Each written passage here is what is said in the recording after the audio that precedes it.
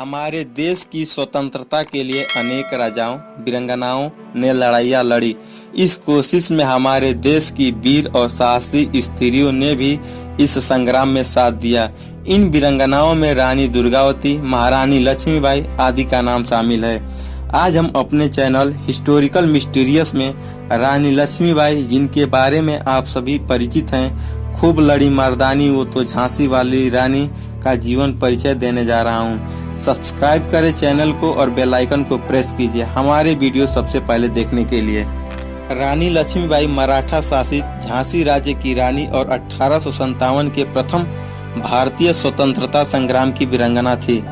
रानी लक्ष्मीबाई का जन्म वाराणसी में 19 नवंबर 1828 को हुआ। लक्ष्मीबाई का मूल नाम मनु था।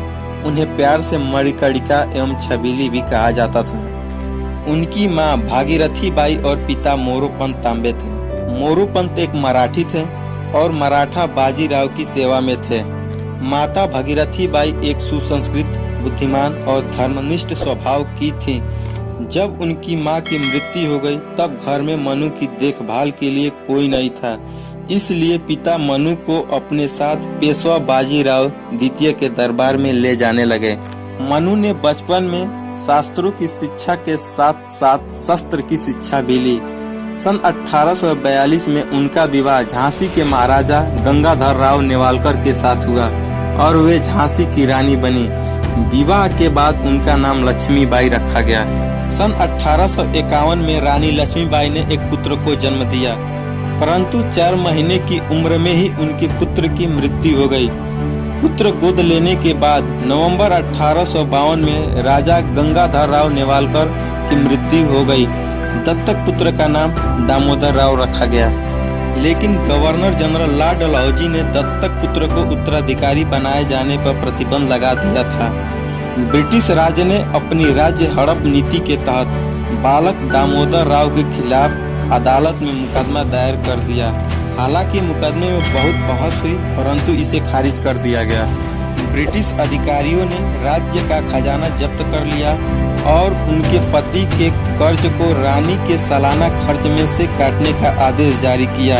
इसके परिणाम स्वरूप रानी को झांसी का किला छोड़कर झांसी के रानी महल में जाना पड़ा। रानी लक्ष्मीबाई ने हिम्मत न हारी और उन्हें हर हाल में झांसी राज्य की रक्षा करने का निश्चय किया। झांसी 1857 का एक प्रमुख केंद्र बन गया, जहां हिंसा भड़क उठी। रानी लक्ष्मीबाई झांसी की सुरक्षा को सुदृढ़ करना शुरू कर दिया और एक स्वयं सेवक सेना का गठन किया। इस सेना में महिलाओं की भर्ती की गई और उन्हें युद्ध का प्रशिक्षण दिया गया। आम जनता ने भी इस संग्राम में पूर्णतः सहयोग दिया। झलकारी बाई, जो लक्ष्मीबाई की हमशक्ल थी, को अपनी सेना में प्रमुख स्थान दिया। 1857 के सितंबर तथा अक्टूबर महीने में पड़ोसी राज्य ओरछा तथा दतिया के राजाओं ने झांसी पर आक्रमण कर दिया। रानी ने इसे सफलतापूर्वक विफल कर दिया। 1858 के जनवरी माह में फिरंगी सेना ने झांसी की ओर बढ़ना शुरू कर दिया और मार्च के महीने में शहर को घेर लिया। 15 दिनों की लड़ाई के बाद फिरंगी सेना ने शहर पर कब्जा कर लिया, परंतु रानी दामोदर राव के साथ अंग्रेजों से बचकर भाग निकलने में सफल हो गई। रानी झांसी से भागकर कालपी पहुंची और तत्या टोपे से जा मिली। तत्या टोपे और रानी की संयुक्त सेनाओं ने ग्वालियर के विद्रोही सैनिकों की मदद से ग्वालियर के किले पर कब्जा कर लिया। रानी लक्ष्मीबाई ने बहादुर द्वितीय को राखी भेजी थी, इसलिए इस संग्राम में शामिल हुए।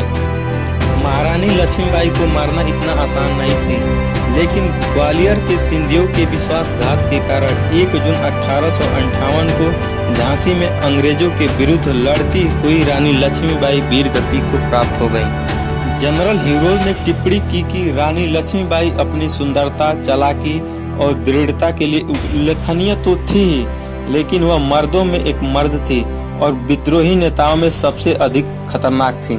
इस प्रकार देश की स्वतंत्रता दिलाने के लिए प्राण तक न्यौछावर कर दी। आपको यह वीडियो कैसा लगा कमेंट बॉक्स में लिखकर बताएं और वीडियो को लाइक और शेयर करना ना भूलें। साथ ही हिस्टोरिकल मिस्टीरियस चैनल को सब्सक्राइब करना ना भूलें।